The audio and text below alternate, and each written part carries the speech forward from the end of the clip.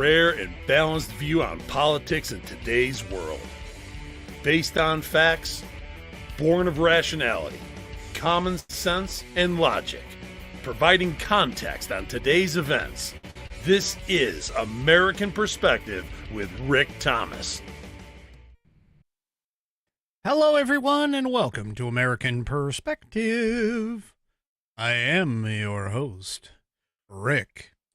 Well, we got a first for the American Perspective show. We actually have a watch party happening right now in southern Texas for the show.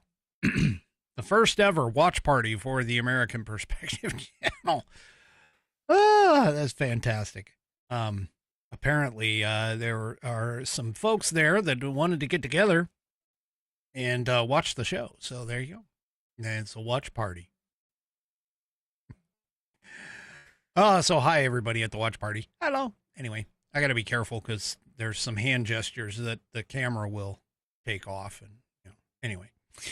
All right, let's go ahead. Oh, you know what? I didn't switch it over. Oh, my goodness. I was so excited about the watch party, I didn't switch over the pledge. Hang on just a second. Oh, hey, and this actually works because one of the individuals at the watch party, it's her time to shine. That's right, her time to shine. So Ms. T of Texas is up for the Pledge of Allegiance. So if you are of mind, please stand. Remove your hats if you're wearing one like me. And follow along with Ms. T as she recites the Pledge of Allegiance. I pledge allegiance to the flag of the United States of America and to the republic for which it stands, one nation, under God, indivisible, with liberty and justice for all. All right, and I appreciate the fact that you took the time out of your busy day to go ahead and record that, and then, of course, send it in to me.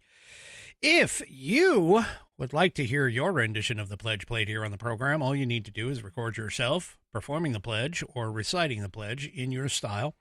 Take that audio file, video file, whatever kind of file that is created, and either email it to me or share it to me. If you share it, that basically will, I think, open up your email as well. So you can share it to fans, F-A-N-S, at americanperspective.online. That's fans, F-A-N-S, at americanperspective.online. And I will, of course, get you into the rotation. Still looking for that number 20. So number 19, that's all we have. I need number 20. I like even numbers. So go ahead and do that as soon as you can, and I'll get you into the rotation. All right. Tonight's headline sponsor is... I'm wearing one of their fantastic shirts right now. That's right, theflagshirt.com. You can go over to theflagshirt.com and you can check out all of their styles, men's, women's, made in the USA, kids.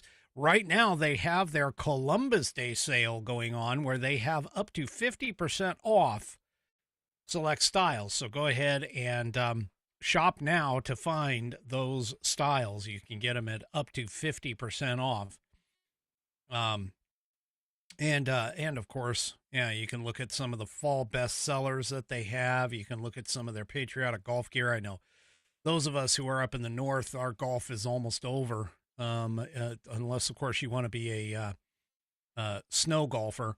But those of you who live in Florida, well, you guys golf all year round. Same in Texas, I think. You guys golf all year round. But anyway, you can go and check it all out.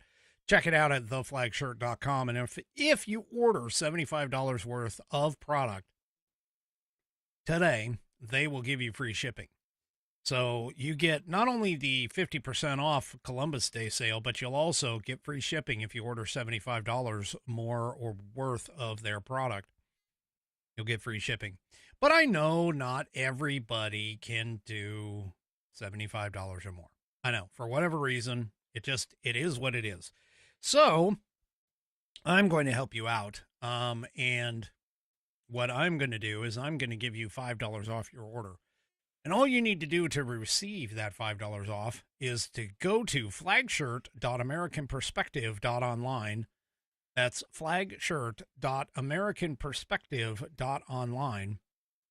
And you will be presented with a code that you can copy and paste into the promo code box at checkout at theflagshirt.com. And you'll get $5 off your order on American Perspective. Go to flagshirt.americanperspective.online, copy and paste that code, paste it into the promo code box at checkout at theflagshirt.com, and you'll get $5 off your order. Head on over to theflagshirt.com and get yourself patriotized. All right. Goodness gracious. All right, let's talk about, everybody's stuck on the pasture pool. I mean golf. That's what I call it, is pasture pool. Anyway, so, well, this just in, Hamas has at least transmitted that they agree to release all the Israeli hostages that are outlined in the Trump-Gaza peace deal. So here's the thing, is that Trump announced earlier today, he said, Gaza's got until Sunday to release all of the hostages. If they don't, then, war is back on. Appropriate response. I mean, considering the fact that Hamas didn't really respond to Trump's initial conversations where he was saying, hey, you guys really need to get on the ball here and tell us whether or not you agree with the deal or not. Now Hamas is saying that it will release the hostages as part of the Gaza proposal. Now, again, keep in mind, this is Hamas. Hamas has backed out of deals before. They have blamed the Israelis for, making them back out, so on and so forth. So, to be honest with you, until those hostages actually get transferred and are home safe, I don't think anybody should really put all their eggs in this basket. But, hey, I got to report it because it's out there. And it does say, what they're doing. So apparently the leaders of Hamas also indicated that they were prepared to enter mediated negotiations to finalize the deal. And this is according to a Hamas statement that Trump shared on Truth Social. He said, based on the statement just issued by Hamas, I believe they are ready for a lasting peace. Israel must immediately stop bombing of Gaza so that we can get the hostages out safely and quickly. Right now, it's far too dangerous to do that. We are already in discussions on details to be worked out. This is not about Gaza alone. This is about long-sought peace in the Middle East. Now, I guarantee you that if this does come to fruition and that Hamas does what they said they're going to do and they return the hostages, I guarantee you the left will not give Trump an ounce of credit for it. Not a single thing. Yeah. Anyway, we'll have to see what happens. But yeah, this announcement came hours after Trump issued the public warning to the terrorist group, noting that its leaders would be hunted down and killed if the remaining Israeli hostages were not released by Sunday. So, there you go. Hamas said in the statement that it held in-depth consultations with its leadership institutions, extensive consultations with Palestinian forces and factions, and consultations with mediators and friends to help reach a responsible position regarding Trump's plan. They also stated they appreciated the president's effort to end the war and agreed to hand over the administration of the Gaza Strip to a Palestinian body. And this is the thing, the Palestinian Body of Independence. Yeah, that might be a little questionable as far as that goes. So, not exactly sure where that's going to go, but the broader issues in Trump's proposal include the future of Gaza and the Palestinian rights will be addressed within a unified Palestinian national framework, with Hamas participating responsibly in the process, according to the statement. So, yeah, maybe Hamas is like, yeah. Anyway, we shall see what happens here. So Hamas's statement, by the way, you gotta read between the lines with a lot of this stuff. You got to figure out how you got to read between the lines here in terms of what's going on. That's the first thing, is that they clearly stated that it has to be a Palestinian. Now, let's be honest. I mean, if Hamas has influence over Palestinians, I mean, that's obviously what they did when they first got the Gaza Strip back in 2007, 2006, 2007. Hamas immediately got voted in, quote unquote, as the leader or the governing organization over the Gaza Strip. So yeah, we'll just have to see what happens here for all of this. But anyway, Hamas has agreed to return all 46 hostages that are supposedly there. But the statement also did not address the disarmament comment. Yeah. So Trump's plan originally was to end the military operations from Israel, disarmament of Hamas, and the reconstruction of the Gaza Strip under a Palestinian governing body overseen by an international coalition led by the U.S. Yeah, this is kind of, well, I mean, again, we've seen it before. We've seen it before. Them saying that, yeah, we're going to do it, and then they don't. So I wouldn't necessarily hold your breath, to be honest with you.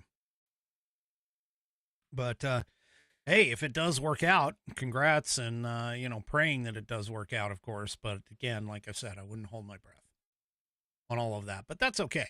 That's okay. We at least have some progress moving forward, and we'll see what happens. All right.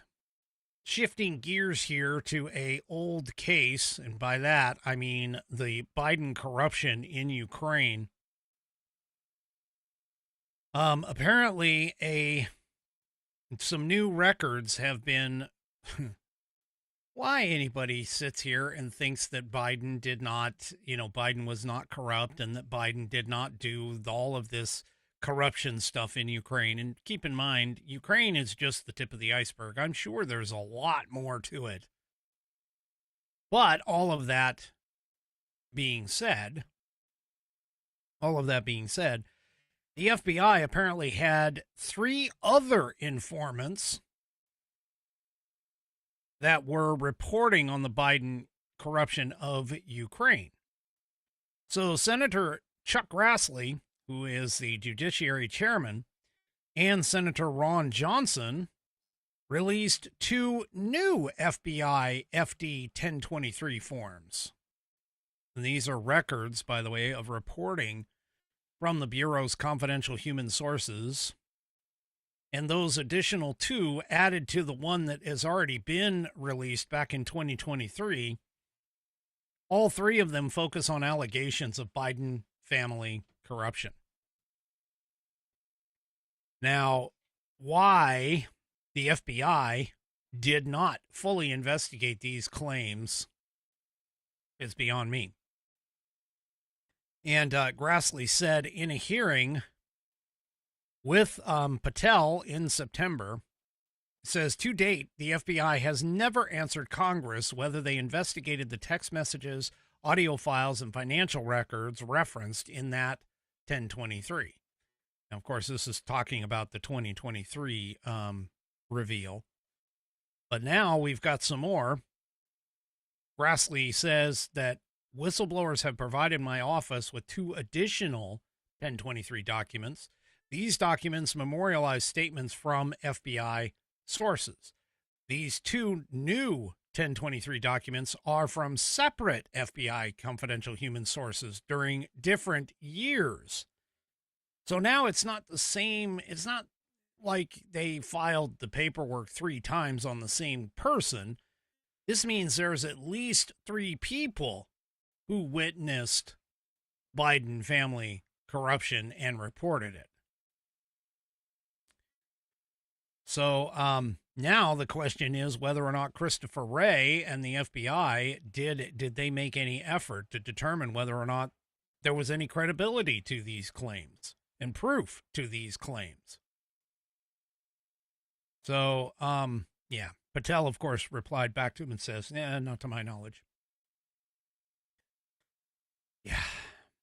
So, both of the 2 new ones told the FBI about an alleged corruption scheme involving the Ukrainian gas company Burisma Holdings and its founder, Mykola Zlochevsky, who they were under investigation by the Ukrainian government. And both of those pages told the FBI, both those different human sources told the FBI they believed Joe Biden and his son were involved in the scheme while Hunter Biden served on Burisma's board. Yeah. So there we go. Again. Now, keep in mind, Burisma Holdings owns 13 companies which are used to pay dividends through fake consulting contracts. This is what one informant of the FBI on a February 2019 dated 1023 or 1032 shows. It says the contracts are paid to U.S. investors and funneled through Latvia and the energy sector of Ukraine. The memo continued and says that Zlochevsky owns between 30 and 70% of all companies in Burisma. Jay Biden and his son, H. Biden, have money invested into Burisma. Their investment money was passed through a shell company in Latvia. Now, most of the time people would be like, oh, well, if they're a private investor, maybe they, didn't even know what was going on. No, they did. Because if you recall, Joe Biden, as VP, was put in charge as point man for Ukraine by none other than Barack Obama. See, all of this leads back to Obama. It just does. It just does. Now, this same second confidential informant also said that Joe Biden used his position as vice president to advance the interests of his son and Burisma in a meeting with then Ukrainian President Petro Poroshenko, echoing claims by the House Oversight Committee that Biden was engaged in a influence peddling scheme to win earnings for the family. Another person, this will be like the third person, according to an earlier June 2017 filing of the 1023, said the last time Joseph Biden visited Ukraine, Biden met with Petro Poroshenko to protect the interests of Hunter Biden. Joseph Biden would take care of Burisma Holdings issues around the world, and Poroshenko would protect Zlochevsky. Yeah. Okay. I don't know how much more we can really sit here. Again, they're going to dig, they're going to find this stuff. But the real proof, the real push in terms of the pudding is whether or not anybody's going to get brought up on charges on any of this. Just saying. So, now, Chairman Grassley had previously released the third FD 1023 2 years ago that contained similar claims as these two did. And that particular source told the FBI that the first son was hired by Zlochevsky to provide political protection for Burisma while it was under investigation, corruption investigation by the Ukrainian authorities. Now, you'll recall Joe Biden held back money that was allocated for Ukraine until the prosecutor over there, the Ukrainian prosecutor, got fired. And we all know that the Ukrainian prosecutor didn't have anything that he was doing that was wrong. They even admitted to that. There's audio tape running around with all of that, with Joe Biden on the phone call saying, you got to get that guy fired, and the other guy saying, but he hasn't done anything wrong. The president or whatever. So, anyway, that same guy, the same confidential human source, also claimed that Zlochevsky paid Joe and Hunter Biden a collective $10 million for the arrangement. Further down here, this is again in Just the News. While FBI's Pittsburgh field office reportedly corroborated some of the details, ultimately the Justice Department determined that the Smirnov invented most of the claims. Yeah. And he, by the way, has pleaded guilty to a felony charge in connection to the quote-unquote bogus story, along with a tax evasion charge stemming from a separate incident, accusing him of concealing millions of dollars in income, according to the Associated Press. But now we have two other confidential human sources who are making relatively the same claims. So, yeah. Now, keep in mind, according to the FBI, 1023 documents contain raw, unverified intelligence from human sources. Therefore, they do not actually represent fact. However, I'm of the mindset that where there is smoke, there is fire, and this is definitely some smoke. So the Senate, Grassley stated, is not claiming that the information contained in the documents is true, but does want to know whether or not the reporting was fully investigated and what the FBI determined about the claims. Grassley said, quote, "We aren't saying the allegations are true. We want to know what the FBI did to fully investigate their veracity or lack thereof, and what they concluded. Let's put this matter to rest one way or the other." So, yeah. Yeah. So the apparent failure by the FBI to sufficiently probe claims from confidential informants about allegations of corruption involving former VP Biden follows whistleblower complaints that, unlike that other guy, have withstood legal scrutiny. So remember, IRS investigators Gary Shapley and Joseph Ziegler said that the Justice Department and the FBI stymied their previous probes, or various probes, I should say, into Hunter Biden's alleged tax and other crimes. In fact, even before the whistleblowers began their investigation, federal agencies as early as 2015 were alerted to suspicious activity and potential criminal activities by Hunter Biden. Yep. Those were the flagged bank action or bank transactions from Morgan Stanley, who flagged a bunch of suspicious transactions involving Hunter Biden's business partner Devon Archer and the company Rosemont Seneca, which resulted in consequences for Archer, but not for Biden. Yeah.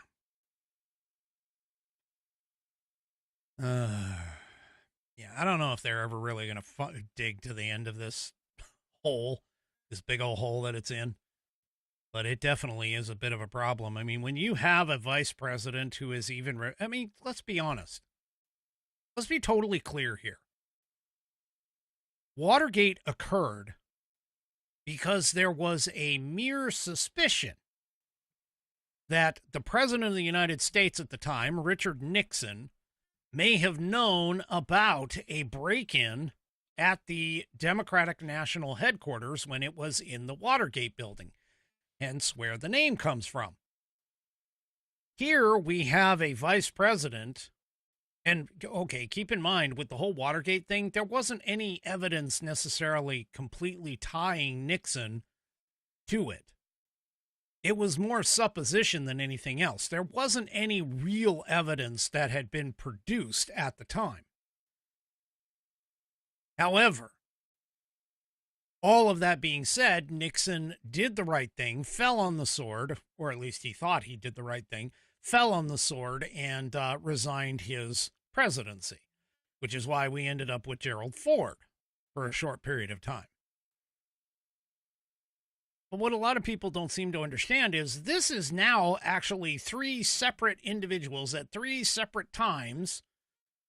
And granted, one of them has been discredited, but the other two showed up. And honestly, if the FBI didn't bother to even investigate these things, or at least attempt to verify the veracity of the claims, this is a failure at the FBI. This isn't the failure necessarily of, it is a failure of Joe Biden because he's corrupt anyway, but this isn't necessarily a failure of, the Biden family. This is a failure of the FBI. And this is part of the problem. And more than likely, the reason why Hunter Biden received the only pardon from the Biden administration that was actually hand-signed by Joe Biden, and maybe the only one, honestly, that may stand up in court. Because, again, we still have the whole auto pen thing going on in the background as well. There are so many things that are going on. You want to talk about scandals? Oh, yeah, but the Obama administration was scandal-free. No, it wasn't. Wasn't even close. The Biden administration, scandal-free. Yeah, no, it wasn't. It was not at all. And I promise you, regardless of what this comes out, we definitely need to demonstrate that this kind of action is no longer acceptable. And I've maintained for a very long time that if the Hunter Biden laptop story had been allowed to run and not been prematurely censored by the social media outlets like Facebook, like X, Twitter, because it was Twitter back then. If they hadn't have done that, the outcome of the 2020 election probably would have been a little bit different. Okay, let's talk about...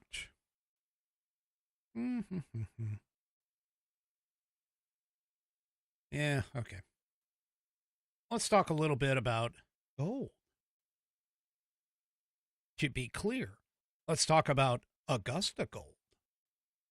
Did you know the biggest threat to your retirement is not something that's talked about often? Our increased longevity in America means default retirement accounts like IRAs, 401ks, and TSPs may not suffice. So if you currently have over $100,000 in your retirement account, get instant access to a free 2-minute report from Augusta Precious Metals that reveals the one step you can take to secure your financial future. Text SAFE, that's SAFE, to 35052 today and check out the 2-minute report from Augusta Precious Metals revealing the one step that you can take to secure your financial future. Text SAFE, SAFE, to 35052 to get that free 2-minute report from Augusta Precious Metals to talk about that one step that you can take to secure your financial future. Text SAFE to 35052 today and get that report from Augusta Precious Metals and help protect your financial future. All right. Well, you gotta love it when the public when the public actually takes matters into their own hands with regards to things that are going on, and the news reports and the news media are sitting there trying to, let's just say, hide the truth. What I'm about to show you is a CNN report. And, well, let's just say that there was a gentleman who kind of, let's just say, corrected the record for the CNN reporter. Let's go ahead and take a listen. FBI, it's been an alphabet soup of law enforcement as we've seen them get ready and go out and make runs throughout the day. We know more than 50 arrests were made just last night, 20 guns taken off the street in the last 48 hours. You see people like this who behind me with this sign. He has it on both sides. If you can flip it around and show what he's saying, he's hoping that this action by Trump will help make the city safer. Take a listen to a man that we talked to in a neighborhood that... Okay. So I'm going to pause it right there because you've got to know what this guy, he's standing back there. He's got a black Make America Great Again hat on, and he's holding a sign right directly behind. This is all for the audio portion of the program, by the way. He's holding a sign behind the guy on camera who's talking about this, and it says, Democrats destroyed Memphis. And then when he flips it around, it says, thank you, President Trump. Or something along those lines. Let me see if I can back this up just a little bit and get the exact phrasing. Let's see what it is. Yeah, thank you, President Trump, is what it says on the other side. And he's standing behind, just quietly standing there, holding up the sign. And, basically saying that, yeah, we're glad that you're here in Memphis, Tennessee. That's where this report came from. And CNN was, I'm sure CNN otherwise would have been, would have basically been trying to play this off as, oh, no, this is a very peaceful city. Folks, you got to understand, Memphis, Tennessee is one of the most violent cities in the United States right now, according to metrics, all metrics. But anyway, so there you go.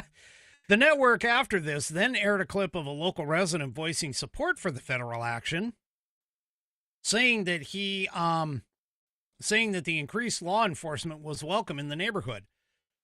People, I'm just going to tell you this. If you live in a neighborhood where you are being overrun by crime and President Trump says, hey, I'm going to supply more,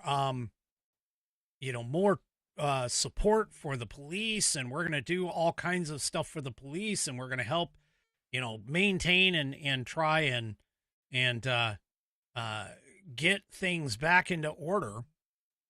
And why wouldn't somebody who lives in those conditions every single day not welcome that kind of support? I mean, it just doesn't seem like that would be, that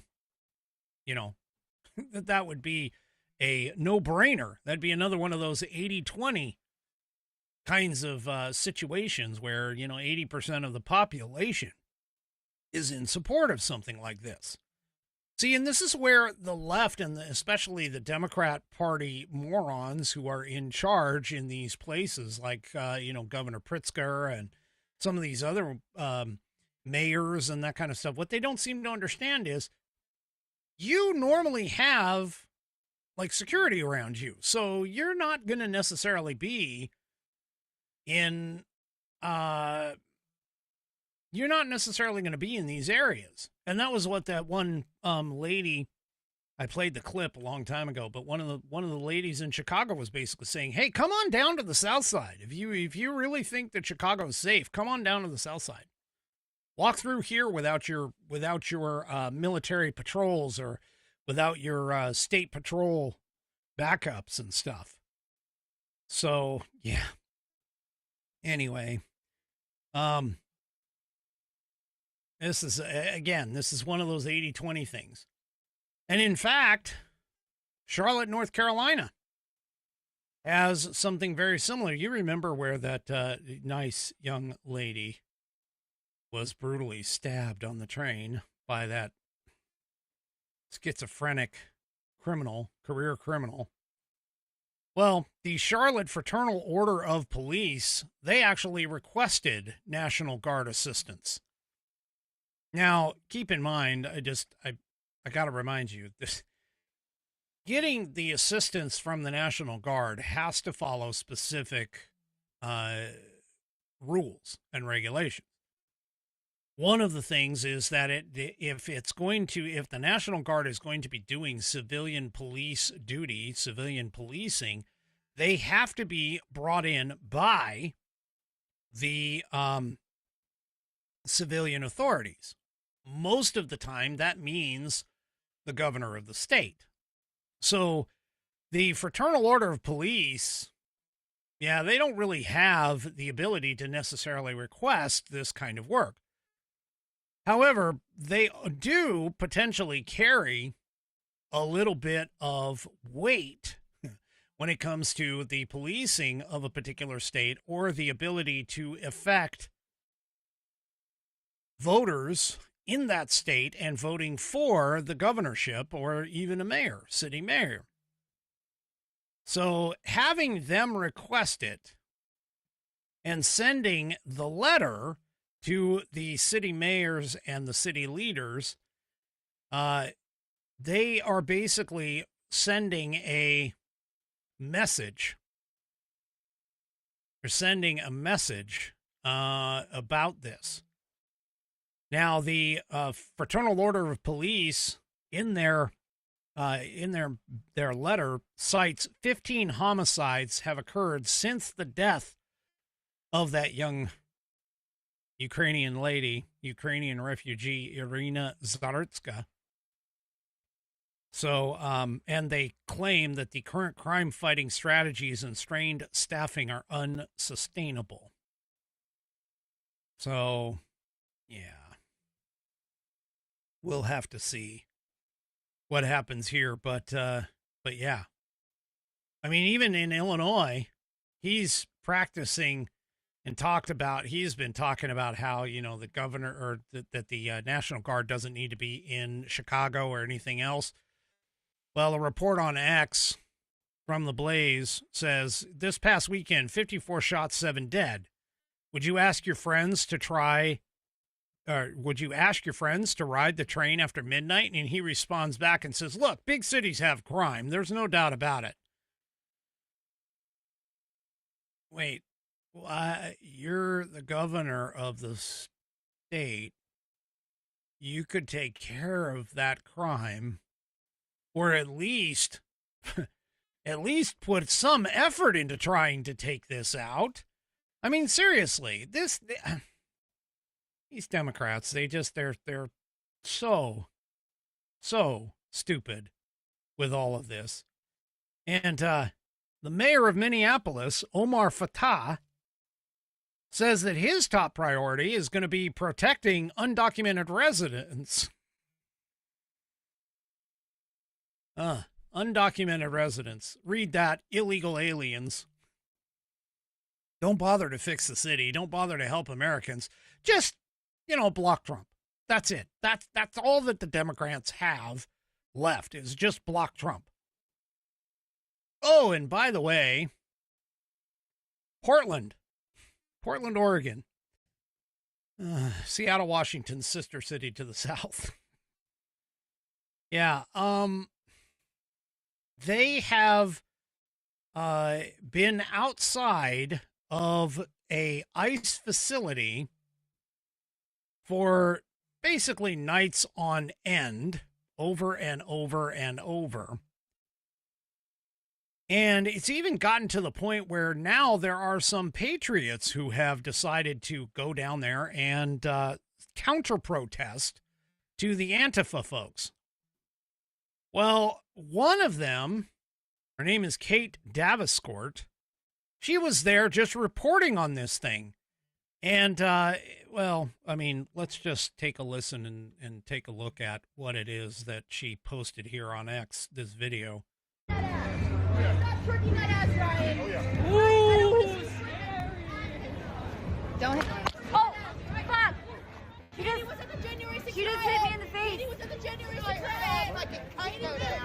Oh, my God. He was at the January 6th riot. hit me in the face.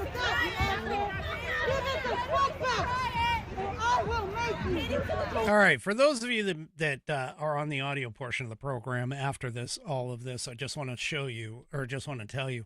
So what's happening is these Antifa people who are running around in the keffiyeh, you know, the blue and white scarves that tie them to the Palestinian stuff. She had this Palestinian flag on this flagpole, and she was waving it in front of Katie.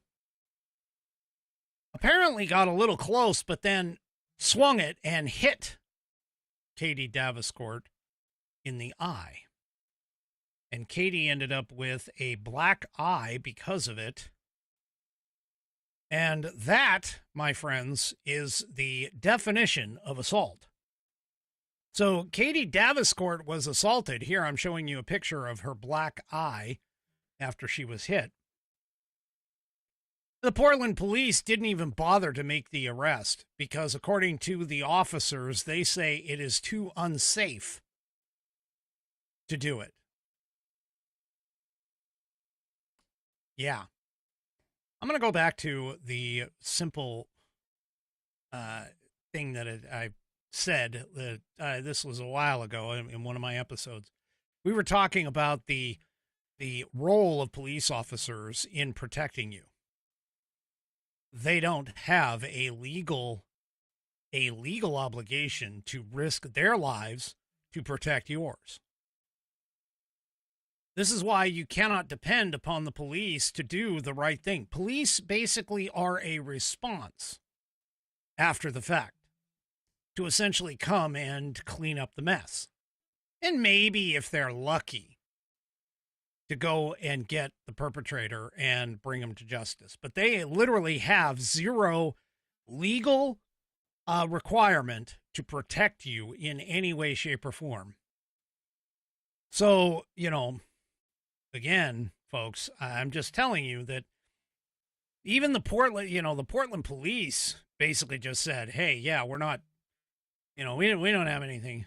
Officers told her it's too dangerous to attempt an arrest while the Antifa protesters were, quote, in control of the area. Now, folks, I seem to recall not too long ago the Oregon governor saying, oh, no, Portland's peaceful. She did basically the same thing that J.B. Pritzker did. Go and find a singular place at a time where nothing is going on and bring the cameras. And say, look at all of this. Well, it's not only this that is a bit of a problem. See, there was a guy there by the name of Nick Sotor, Sortor.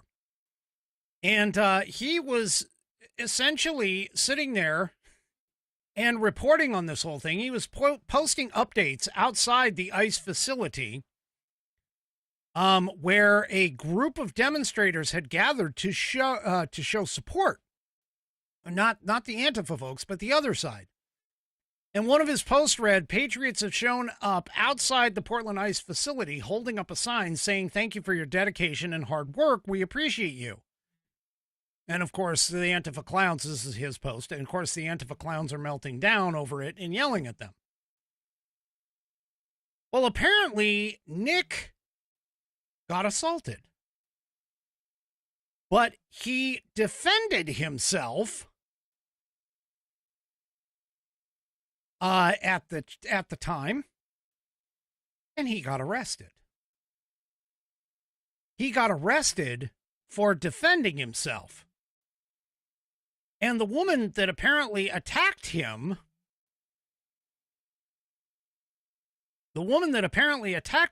did not have anything. She had nothing done to her. Apparently, there were Portland police officers, liaison officers, standing nearby, and they just sat there and watched. They didn't even bother to do anything. But because Nick decided to protect himself, he gets arrested. This is what the Democrats want. This is exactly what the Democrats want. Now I'm being told by one of my Whiskey Warrior P1s out here that he tried to put out, apparently Nick was trying to put out an American flag that was on fire. But it was difficult, apparently, to see, according to the person that was a witness, one of the witnesses, who was on the top of the ice facility. They were on a lower roof at the ice facility, but it was difficult to tell exactly what happened, but they did note that he did get arrested. He got arrested. Folks, this is what the Democrat Party wants. This is what the Democrat Party wants. They want this. They want the disruption. They want people to be afraid of them. That's what they're looking for. Well, one more kind of lie that's out there. I just got to say it. The White House went ahead and kicked out a memo that essentially is revealing the Democrats' plan to spend a crap ton of money on illegals. This is all part of the Schumer shutdown, by the way. And one of the things that is in there, which this has been going back and forth, is that the Democrats are trying to tell you, no. Medicaid and Medicare funding for non-citizens or illegal aliens doesn't happen. Okay. And I actually even got kind of not really into it, but had a discussion with that same Facebook account that I had earlier, that I talked to you about last night. They issued a challenge to basically say, hey, show us where in the Democrat platform or the Democrat CR, show us where that says that they want to fund illegals. Okay, I will go ahead and show you. And I, of course, spelled this out to them. But here, we'll go ahead and give it a look.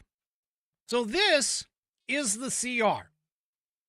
I grabbed it from democrats.senate.gov. Here it is. Now, if you look here, it says under Subtitle E, Other Health Provisions, the first section, they call it Section 2141, says Repeal of Health Subtitle Changes. They are asking for a complete repeal of Subtitle B of Title 7 of the Act, and they go through it. Now, you got to understand, the legalese, this is basically telling you what they want to have changed, okay? And they're basically asking for the entire Subtitle B of Title 7 of Public Law 119-21 to be repealed. Okay. So I went to Public Law 119-21, and lo and behold, down here, take a look. In this, now keep in mind, Subtitle B is just massive, has a lot of stuff in it. But one section covers alien Medicaid eligibility. Now, I'm just going to ask this question. If aliens, illegal aliens, by the way, are not getting any kind of Medicaid, then why would the Democrats really care about this subsection? This is in Section 71109. I mean, this is just a little bit of a logic test for you. Logically speaking, if none of this, meaning that the requirement that somebody be able to get paid a state, no payment from the federal government will be made to a state under this section for medical assistance furnished to an individual unless the individual is, one, a resident of one of the 50 states, the District of Columbia, or a territory, and either a citizen or national of the United States, or an alien lawfully admitted for permanent residence as an immigrant. And it gives the definitions under the Immigration and Nationality Act, so on and so forth. And there's a couple other classifications here, but this is the thing, is that if the Democrats knew that this stuff wasn't going on, follow my logic here, because this is literally a logical argument. If the Democrats knew that none of this stuff was going on, then why would they care how this is written? Because what this eligibility section is talking about is basically saying, hey, we're going to restrict this to citizens, legal aliens or legal residents, you know, and it's special classifications of a couple other places. If they didn't care, if the Democrats didn't care, if they knew, if they clearly knew that illegal aliens were not gaming the system, then they wouldn't care about repealing this. It wouldn't matter to them. Now, keep in mind, this is just one subsection in a larger group of things that they are looking to clear off. But the way that this stuff works, folks, is there are states like California, for an example, who pay for illegal aliens out of the state coffers. Then the state goes back to the federal government and says, hey, we need this much money because we took care of this much, you know, these many things, these many people. Follow my logic again. So if the state says, hey, we're going to go ahead and, you know, take care of illegals, but we're going to take that and apply it back to the federal government. We're going to send all of that back to the federal government. Why would you want to repeal this section that clearly defines that in order for you to get paid, those people, you have to prove that they're a resident, that they're a citizen or national, and that they were or they were an alien lawfully admitted for permanent residency? If that isn't happening, if the states aren't trying to game the system and get all this money back under Democrat control, then why would they even care about this section? See, that's the question you have to ask yourself. So the Democrats, yes, the statement that, yes, the Democrats, you know, they pay for illegal, you know, they're not asking for specifically, technically, by word, to repeal this stuff for illegal aliens, but that's exactly what this does. By removing the requirements, you are essentially, whether you knowingly or unknowingly, you are essentially agreeing to the fact that, yeah, okay, anybody can get this then, if you don't have these eligibility requirements. And by the way, too, if the law was written in such a way that this was clear, then why is it happening? Because it is. That's the fraud, waste, and abuse that has been going on with all of this stuff. Oh, I'm telling you. The Democrats want to repeal the entirety of that subsection or that subtitle. They want to repeal the entire thing. As a part of that is the requirements that in order to gain Medicaid eligibility, you have to be a resident of one of the 50 states or territories or the District of Columbia. You have to be a national or a citizen or be an alien lawfully admitted under a couple of other sections. So there you go. That's why the Republicans, and they're not lying. The Republicans aren't lying. They're just basically using essentially a logic bomb, which is essentially this. If you are asking to repeal those, then you must be for illegal aliens getting this, which they are. Well, The wonderful Hakeem Jeffries, he gets asked a question.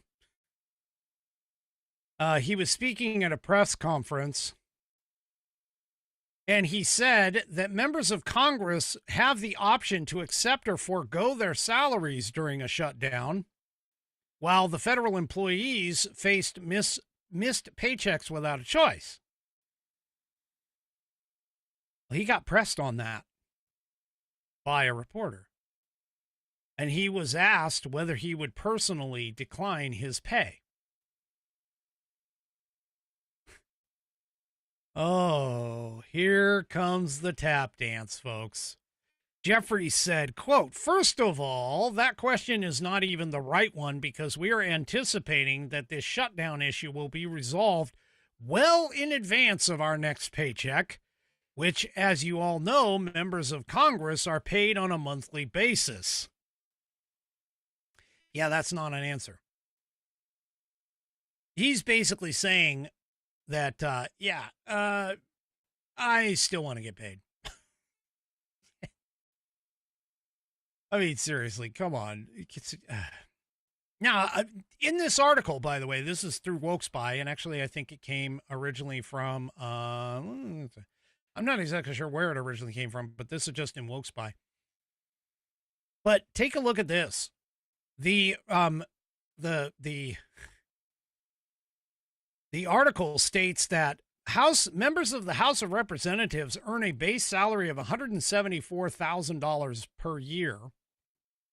Leaders of the chamber, including Jeffries, receive $193,400, while the Speaker of the House is paid $223,500. I want to know, and I still am trying to figure this out. I want to know how AOC could be valued or have her net worth jump into the millions when she's only getting paid $174,000 per year. I mean, I don't make that, I can tell you that, but even people who make close to that, there's no way their net worth jumps up to $10 million or whatever it was. I mean, this is like her first actual, six-figure job. She certainly wasn't making that as a waitress. I can't even imagine how is it that these public servants, especially somebody like, Bernie Sanders, for an example, how does he have 4 homes and be a multimillionaire with it? These people all have to get investigated. So, now, Democrat Senator Ruben Gallego of Arizona told reporters on Wednesday that he would keep receiving his salary, citing family obligations. He said, "I'm not wealthy. I have 3 kids. I will basically be missing, mortgage payments, rent payments, child support." What do you think everybody else that's being furloughed and all that is going to miss? And they're probably not making as much money as you. See, this is part of the problem. And this is why when you have lawmakers who essentially don't have the same responsibility to the law as what the regular people do, this is how you get this separation between the lawmakers and the law abiders. So, yeah. Republican Representative Nancy Mace, who's running for governor, publicly stated that she would decline her paycheck. She basically said leaders don't ask their employees to do something they themselves would not do. And she actually even posted on X, if an E1 soldier making $27,000 to $28,000 base pay isn't getting paid, neither should Congress. She says, "I'm foregoing my pay until Dems get it together, pass a clean CR, and fund the government." Other House Republicans, including Representative Chip Roy and Keith Keith Self of Texas and Representative Kat Kamek, I reported on that a couple of days ago, have formally requested that their pay be withheld until the shutdown concludes. Democrat Senator Andy Kim of New Jersey also issued a statement confirming that he had filed a request to pause his paychecks. These are what leaders do. So, yeah. Anyway. All right.